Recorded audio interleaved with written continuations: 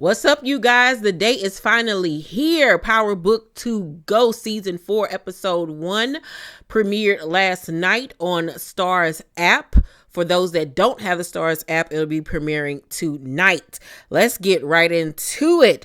So in the beginning of the episode, we see Obi pow two of the guards because one of the guards, the white boy, outed him, was like, I know about the green cars you was doing, you helping old boy, and I'm about to tell on you, nanny boo boo. And Obi was like, oh no, Miss Girl, we're not doing that today. So he quickly pow both of them and got rid of them. And then when Noma came out, she was like, what's going on with this, Obi? And he was like, they let Brayden in, so I had to get rid of them. So she like, oh my God, I cannot believe this. So then we see Kane, he on the ground, pow. And now he's really out for blood. He really want to take Tariq down.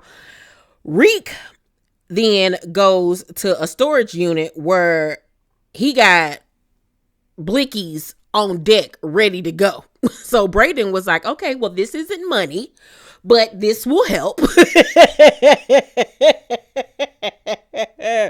Brayden be cracking me up. So Tariq tells Brayden that they're going to get Anya. They got to get some type of leverage over Noma because she is out for blood. Like, she is going to take their heads off. Brayden was like, what are you talking about? That's crazy. Like, we're already deep into it. But Tariq was like, look, we got to do what the we got to do. I need for you to get the tidy whities out your ass and come to on. So Brayden was like, I got you. Then we dip over to the hospital. Monet is in surgery fighting for her life. All right. And while she's under, she sees Dante and Poppy. I forgot his name on the show, but I'm just going to call him Poppy because this is what the kids call him. Spirits. And they are hunting her and telling her, aha, this is what you get, bitch. For being such a shitty mama, a wife, a girlfriend, and all of that good stuff. And she like, no, I refuse. No, not on my watch. I am not dying today. So after that, Drew tells Diana that they got to take out Tariq because he's the only one that knows that they were the ones that wanted Monet to be to the bed. Diana was like, I bet we got to do what we got to do or whatever. Diana and Drew tell Becca, Brayden's sister, who just happens to be Diana's roommate, that Brayden's in trouble and they gotta go help him or whatever. And so she was like, I bet. So she was like, well, let me call him. They was like, no, we just gotta go. We gotta go. So they get in the car and they dip. Tariq and Brayden then go to this airport hangar where Anya is. Now, how they found Anya, I don't know. I guess they got a built-in GPS tracker system in because I'm like, how y'all find this girl? So they find her. She's a bratty little rich spoiled girl. Loved her outfit though. That outfit.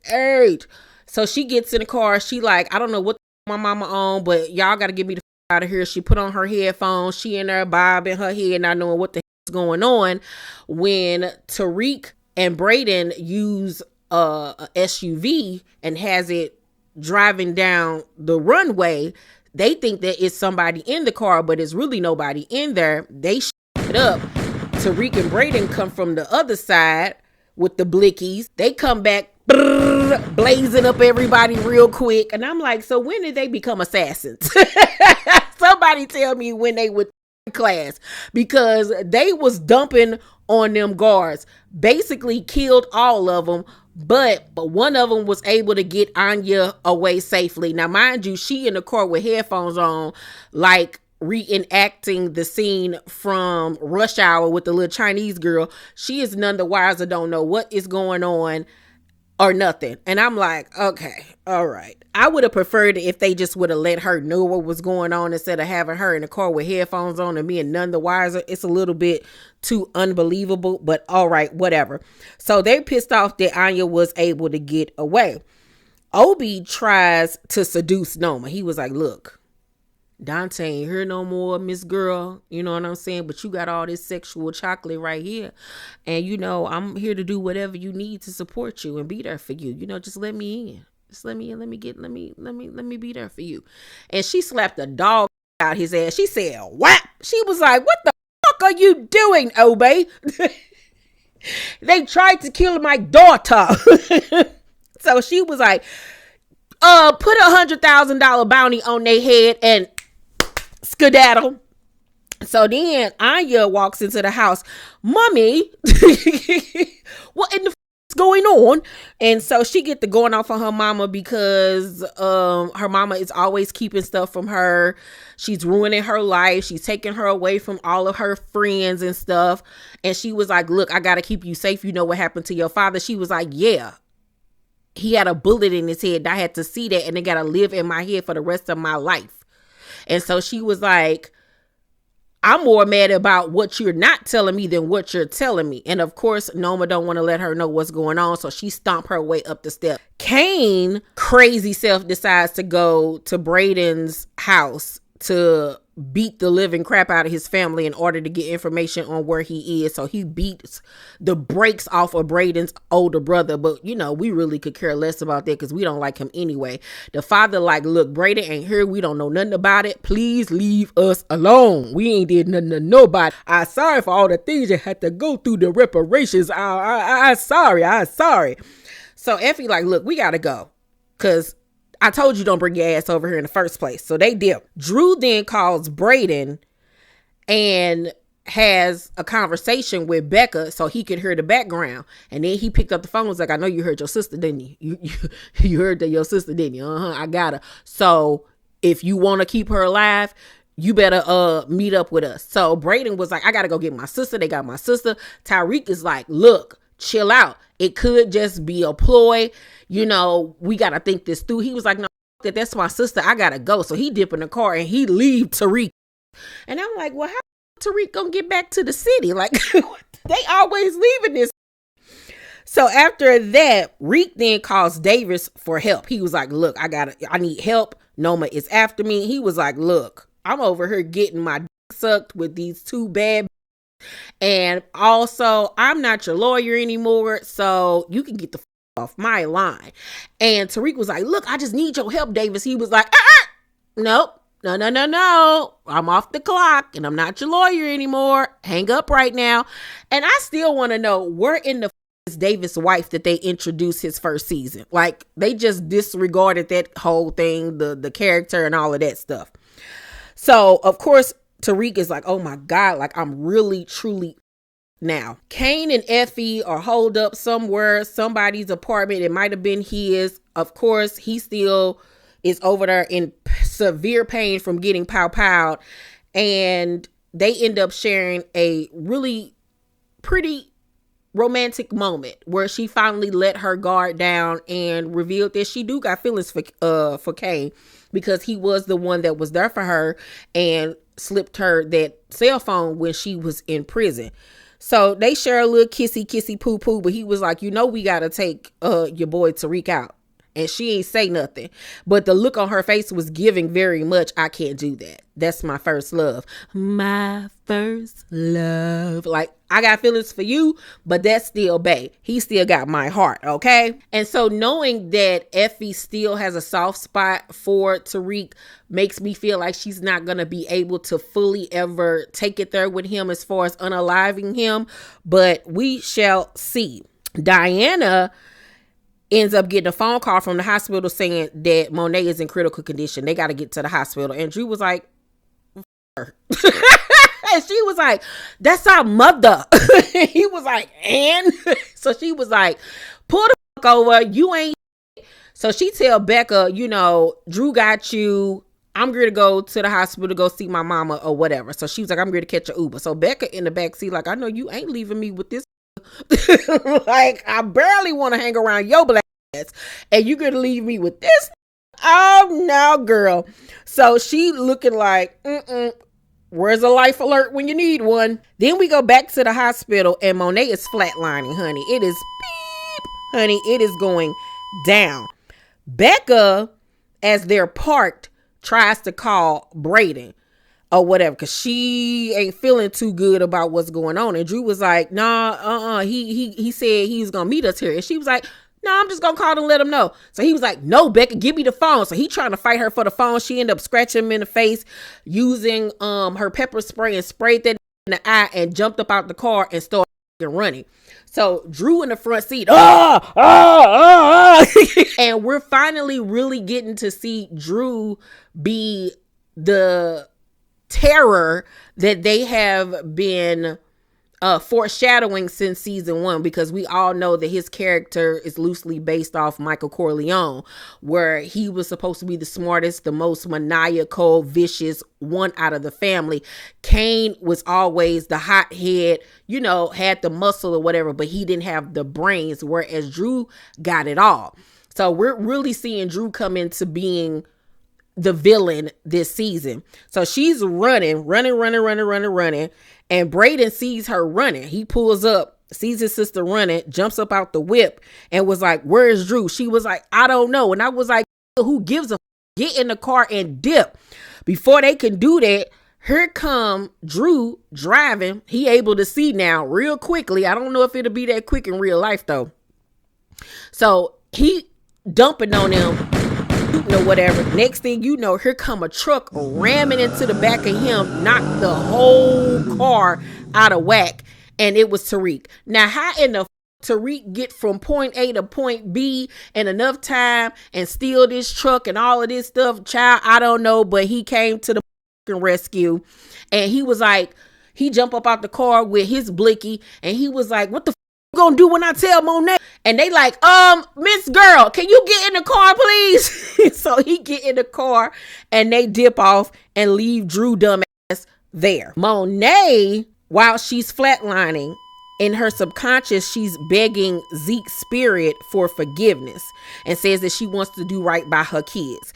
And she was like, can you forgive me, Zeke? I'm so sorry. I'm so sorry. Can you please forgive me? And I was like, she should have been like, I'm so sorry. What did I do wrong? That's what they should have had her doing. So Zeke, however, is like, I can't forgive you, girl. So Noma and Obi then pull up at Davis' house and let themselves in unannounced. Okay. Davis pull out his blicky like, you ain't the first and you won't be the last. I always stay strapped. What's good? So Noma propositions him to help find Tariq. And he was like, nah, I actually care for the little homie. I ain't giving you shit and y'all can see y'all way out. So they end up dipping. He ends up calling Tariq and letting Tariq know that, they got a bounty on your head, my nigga. So you better get the fuck out of Dodge. If you got any money, go get the and get the fuck out. So Tariq and Brayden are in the car and he like what the fuck are we gonna do? This got $100,000 bounty on both of our heads. Meanwhile, Brayden just sitting there on some, my life is over. My life is over. I don't know what to do. Because after he rescued Becca, he took Becca back to the crib and his daddy was like, stay the fuck away from us. I don't want to have shit else to do with you. You and your Dylan then brought all of this nonsense to our doorstep. Your brother damn near got beat to death. Your sister then got kidnapped. Stay the fuck away from us. You want to hang around with these jungle bunnies and shit. You want to be a nigga, so you go ahead and be a nigga. And he was like, you racist to his daddy. He was like, fuck this family. I don't need you. But in all actuality, he still love his family. He's hurt by it. But Tariq sees that he fucked up. And he like, you know what, Brayden, my bad. I hate that I even brought you into this. Like, I shouldn't have never even start bringing you into this lifestyle. You know what I'm saying? And my bad. And Brayden is like, man, at the end of the day, this where we at. You my only family now. We in this for life. Bad boys for life. They do they look 1-2 thizzle. Was like, we gotta head over to Stansfield and get this money so we can get the f*** out of Dodge. Diana calls and tells Drew that Monet is in a coma. And he tell her to smother that bitch. Because if she wake up, Tariq is going to tell her what the fuck we did. So we got to get rid of this before the she get rid of us. Diana, of course, don't want to do that. She's had a change of heart after the conversation she had with Monet in the car. Light-skinned Keisha character is at the school and see Tariq and Brayden and speak, and they ignore her ass. And she was like, well, you too then. And then here come Angela nephew asking where do anybody know where Tariq is at, and she was like, excuse me, Popo, we not answering no questions. I don't even know who the you talking about, SA. So he skedaddle. And then light-skinned Keisha ended up running into Kane and Effie and was like, you know why the Popo's looking for Tariq? Because I ain't tell him that he was here. And Kane was like, oh, he here? So they was like, bet. So they dip off and they go scouring the campus for Tariq and Brayden. All of a sudden, mass text goes out to Drew and everybody letting them, and hit men and hit women around New York, telling them it's $100K bounty on both of their heads. So everybody's heading to Stansfield now. This was very much a la John Wick for me, you know, little copycatish, but I'll let them live. So Reek gets his stash and him and Brayden trying to dip. Effie, however, texts Tariq that Kane is there to unalive him. And so they like, fuck. So as they're heading to the parking lot to escape, Angela's nephew then comes out creeping through the fog, trying to ask them questions about the green cards that he obtained for Obi. So while they're having a one-on-one conversation with Angela's nephew, one of the hitmen is standing behind a wall getting ready to take them out. And so Angela's nephew ends up telling Tariq who he is. And so he was like, oh, you related to Angela? And that was all she wrote at that point. Brayden was like, who is Angela Valdez? And he was like, that's my daddy. Oh, yeah, all right. So then next thing you know, the hitman start and everybody dispersed and they playing a little game of cat and mouse hiding. Angela nephew end up taking out the hitman. And while he got his back turned, Brayden comes in behind him and hits him with the butt of the. So then they end up taking the hitman's blicky. They end up also taking the computer chip or whatever that Angela's nephew had evidence and stuff on Noma on, and they FaceTime Noma from the hitman's phone, and they tell Noma that this is the guy from the Federal Bureau of Investigations who is investigating her, and that he can make him go away and the info that he got on Noma if they call a truce. And she was like, I ain't doing that. And so Tariq was like, look, I promise I'll upload this evidence and show you if you call a truce. She put him on pause. Obi like, look, we ain't gonna ever be able to make it back to London with them investigating all this. Like, you gotta do this. So she was like, he went after my daughter. So I'm gonna call this little truth right now. But please believe I'm him up when I get the chance. So she tells Tariq they got a truce for right now, but he can't move any product. He can't move a piece of gum if she find out it's curtains for him. So they get off the line, and Tariq tells Brayden that they're going to basically make it seem like it was a school shooting and that he was able to get to the guy and unalive him or whatever and look like a hero. Tariq was like, you go to the car, I'll handle this. So when he's out of earshot, he turns to Angela's nephew and was like, your Aunt Angela was the worst fucking thing that happened to my dad. Obviously, he wasn't any good for her either, or for you. And that I was like, you should have never said you was Angela's nephew. So now Angela's sister then lost her, the daddy, and her son. She done lost everybody. But early in the episode, she told him to fall back. But he was on some, I'm gonna be okay. I'm not gonna go out like my aunt, mom. Everything's all right. Calm down. But now he's unalive. What y'all gonna bring to the funeral? I'm gonna bring some arroz con pollo,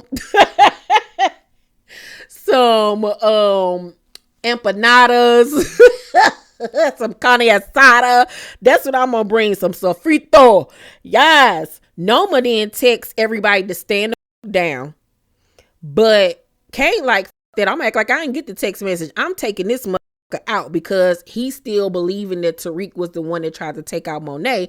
But in all actuality, he didn't even get the chance to do it because Tasha did it. As he and Effie are talking, Kane spots Tariq. It was like, there that go. They go running after him. They chasing him. And while he's running, Tariq picks up the phone and calls Drew while he's running for his life, which is the most idiotic thing I've ever seen, and tells Drew to tell Kane to stand the down.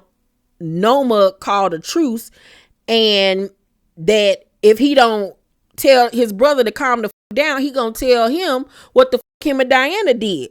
So he like, I gotta save this, even though I don't want to. So then the next thing we see, Monet wakes up from her coma. And Kane, Effie, and Drew see Tariq talking to the police about the man that was on campus and how he, took him out or whatever and all this type of stuff. So they just looking like, all right, we ain't get you today, but we gonna get you another day. Drew tells Kane that Tariq didn't pow Monet and that Diana had it all wrong. And so he looking like, nah, she was quite sure what she saw. I don't know what the y'all on, but I don't believe this coming out your mouth, but I can't do nothing about it right now. Back at the hospital, Monet asks her. And they all just kind of looking at each other and they was like, we don't know yet. And so she was like, okay, we gonna find out. Tariq then questions Brayden about what the they gonna do. They can't move no weight. They got everybody on their ass. You know what I'm saying? Where they gonna go? They ain't got no place to stay. Did they still have the money on them? They should still have the money, but like they right about now. And then at the very end of the episode, we're introduced to a new character by the name of Don Carter, played by Michael Ealy. And he's at a Catholic church. He's grieving the death of his wife, Denise, who was murdered.